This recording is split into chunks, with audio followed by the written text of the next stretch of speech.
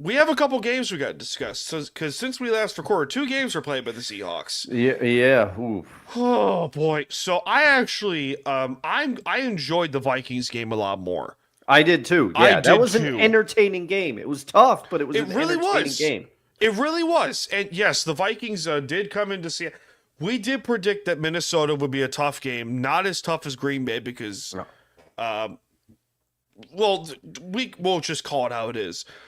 The Vikings don't have as good of a roster on paper as, let's say, Green Bay, Detroit. Mhm. Records speak louder than words, but whatever. Uh, Geno Smith, aside from the 2 interceptions, had a great day. Yeah. Great Yeah. day. Had a great game.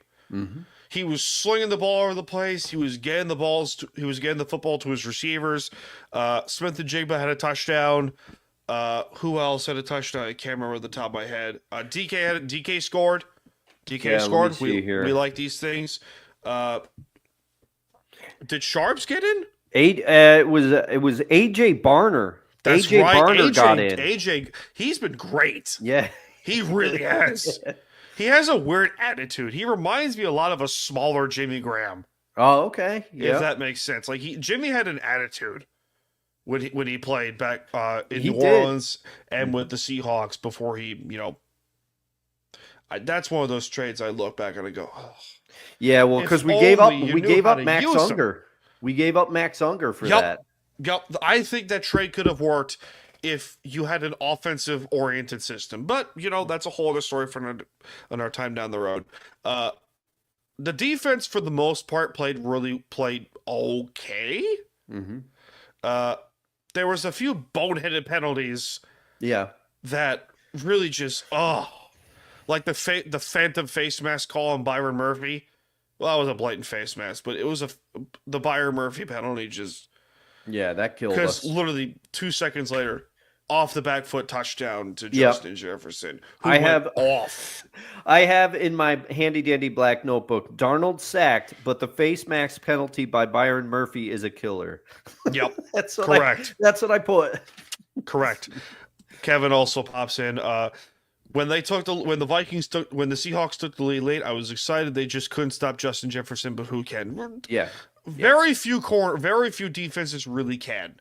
Yeah. And which is, whatever. Brandon Ayuk still thinks he's Justin Jefferson, but whatever. Whatever. Overall thoughts in the game. I didn't hate the loss No. as much as, towards the end of the game, when Geno threw the interception to effectively end it, I said, oh, I don't hate the loss, though. Because would you agree that at this point of the season, we know what this team is right now? Yeah, I would say I would agree. I would agree that there's a certain ceiling to what they can do offensively. And sometimes when they're clicking, they can do a lot more offensively. Yes. But they have these moments where they just don't click, which we'll get to later. I mean, because I will say after last night, my hopes, if they actually make the playoffs, my hopes, the title of this episode is perfect. Expectations are low because that was, but this team, I had a much different mindset. I did not like the loss. I mean, to the degree that you can like a loss, I wish they beat the Vikings because it would have given us more breathing room per se. But they handled themselves well in that game. They hung with a team that had 12 wins heading into that game. Okay, and we know the Seahawks. I have been saying, and I think people are going to tell me that they don't believe me, but I did not expect the Seahawks would get to 9 wins this year. I did not think it was going to happen. I remember, and I have to say that you are right. I thought the team would be worse. I thought it would take a little longer for Mike McDonald to build things and turn things around.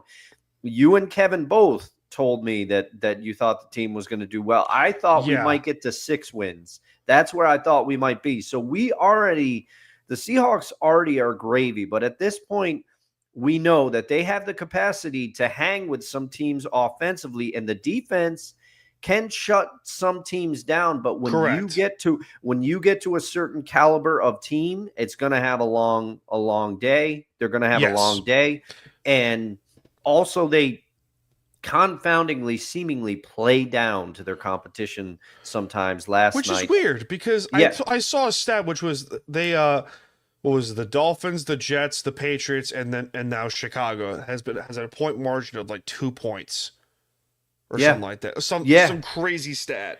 And they also a carryover from the criticism that we used to level at Pete Carroll, and I hope that this ship gets righted. If I remember, the Seahawks are at least top 3, if not leading the league in penalty yardage. They are top 3 in penalties as of right now. Yes. Yeah. To cut you off. Yeah. Go ahead. The expectations of Seahawks fans are way the fuck up there. Yeah. And that's a whole fan, like, that's not just Seahawks fans. It's like across the board, the NFL, even across all sports. I will get to that later, and we'll talk about that later. But the overall viewpoint around the fan base is, okay, this is a good loss because we know what they are right now. It's not of the fact of, okay, this is who they're going to be. Mike McDonald signed a 6-year contract.